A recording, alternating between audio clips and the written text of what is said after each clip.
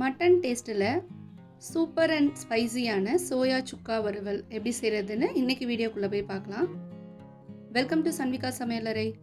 வீடியோக்குள்ளே போகிறதுக்கு முன்னாடி நம்ம சேனலை ஃபஸ்ட் டைம் பார்க்குறீங்கன்னா சப்ஸ்கிரைப் பண்ணிக்கோங்க.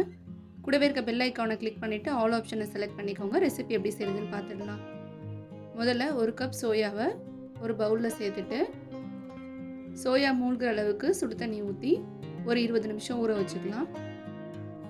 இப்போ மசாலாவுக்கு ஒரு பேனில் 1 டேபிள் ஸ்பூன் மிளகு, 1 டேபிள் ஸ்பூன் சீரகம், 1 டேபிள் ஸ்பூன் சோம்பு சேர்த்துக்கலாம். ஒரு சின்ன துண்டு பட்டை, 2 ஏலக்காய், 2 கிராம்பு சேர்த்து லோ ஃப்ளேமில் நல்லா வாசனை வர வரைக்கும் வறுத்து எடுத்துக்கலாம். இதை பொடி பண்ணி தனியாக எடுத்து வச்சுக்கோங்க. இப்போ அதே பேனில் 2 டேபிள் ஸ்பூன் தேங்காய் எண்ணெய், பொடியாக நறுக்குன ஒரு பெரிய வெங்காயம் சேர்த்துக்கலாம். கொஞ்சமாக கருவேப்பிலை சேர்த்துட்டு வெங்காயம் நல்லா கண்ணாடி பதம் வர வரைக்கும் 2-3 நிமிஷம் நல்லா வதக்கி விடுங்க. வெங்காயம் நல்லா வதங்கினதும் 1 டேபிள் ஸ்பூன் இஞ்சி பூண்டு பேஸ்ட் சேர்த்துக்கலாம். இதையும் 1 நிமிஷம் நல்லா வதக்கி விட்டுட்டு ஊற வச்ச சோயாவை தண்ணியெல்லாம் நல்லா பிழிஞ்சு எடுத்து வச்சுக்கோங்க. இப்போ அதை உள்ளே சேர்த்துக்கலாம். இது கூட ஒரு தக்காளி பொடியாக கட் பண்ணி சேர்த்துக்கலாம். வெங்காயத்தை விட தக்காளி குறைவாக சேர்த்துக்கோங்க. வறுவலுக்கு தேவையான அளவு உப்பு சேர்த்துக்கலாம். இது எல்லாத்தையும் நல்லா மிக்ஸ் பண்ணி விடுங்க. தக்காளி ரொம்ப வதங்கணும்னு அவசியம் இல்லை. லைட்டாக வதங்கினதும் தேவையான மசாலா பொருட்கள்லாம் சேர்த்துக்கலாம். 1 டேபிள் ஸ்பூன் மல்லித்தூள், 1/2 டீஸ்பூன் தனி மிளகாய்த்தூள், 1/4 டீஸ்பூன் மஞ்சள் தூள் சேர்த்துக்கலாம். 1 கப் தண்ணி சேர்த்துக்கலாம்.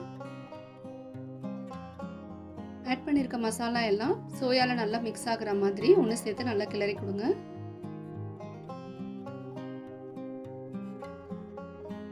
கொஞ்சமாக தண்ணி சேர்த்து குக் பண்ணும்போது சோயா சாப்பிட்றதுக்கு ரொம்பவும் ஜூஸி அண்ட் சாஃப்டாக இருக்கும்.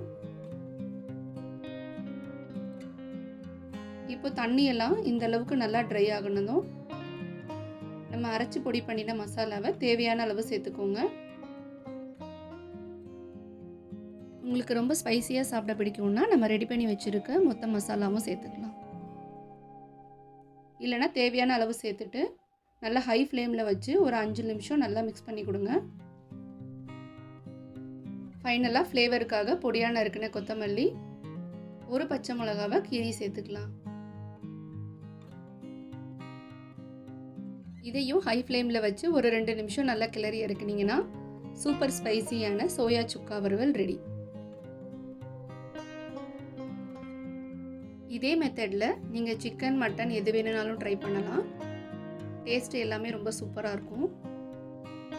பிளெயின் பிரியாணி, ரசம் சாதம் எதோடு சாப்பிட்டீங்கன்னாலும் ரொம்ப டேஸ்டியாக இருக்கும்.